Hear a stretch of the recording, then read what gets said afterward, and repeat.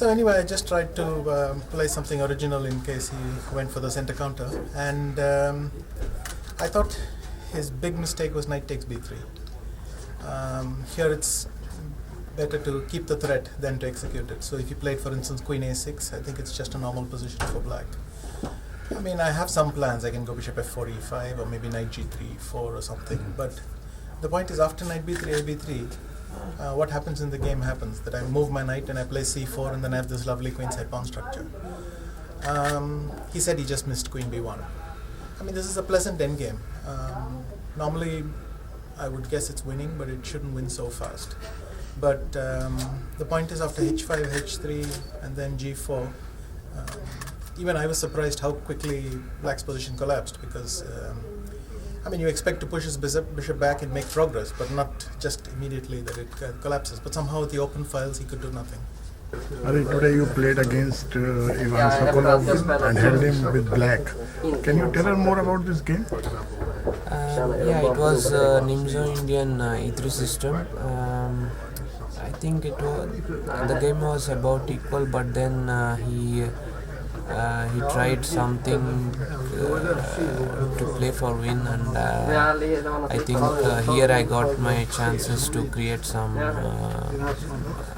winning chances, and I'm not sure where I missed win or something, but I had slight advantage in the end game, but probably it's not enough to convert it into a point. Then I was probably slightly worse, and then then final position is playable. I think the final position, I think, is objective draw, but if somebody is better, I think it's only me.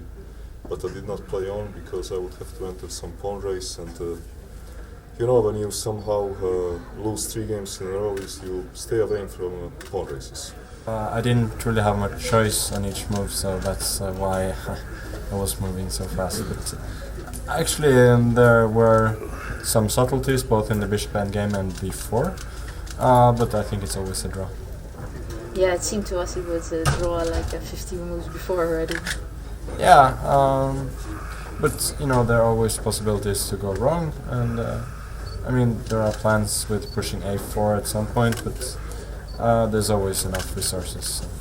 I mean, I could not believe that it is a draw. Of course, I understood that probably it is a draw, but I mean, after move 40, I was thinking like, I think 40 minutes, and there was a way to play a4, because then after b takes a4, we get this structure that finally I will play b5, take the pawn on a4, get king on a5, black is in time to get his king on b7, then I go bishop h5, black has to play bishop e8, and basically black is completely paralyzed, but simply moves king a7, king b7, and okay, I have a plan to play g4, f takes g4, f5, king moves, f6, I even get my pawn to f6, king b7, bishop takes g4, I mean the bishop on e8 cannot move for the round, but just king a7, and if I play bishop e6, then black simply plays king b7, does not take my bishop, and I cannot improve, and the only way to put him in zugzwang with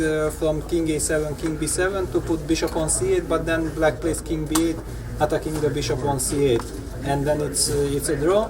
So basically that was the whole point, that if the black pawn would be on f6 and my bishop is on h5, then with bishop f7 I'm winning all these endgames, because then I'm getting the bishop to e6. So then I find this idea first to go back to h5 with the king, because then I find that this is a zugzwang position with the bishop on d3, king h5, king g7, bishop d7. So here black is forced to play f6, and now if I can get that position, what I discussed move 40, with my bishop on h5, then it's a win.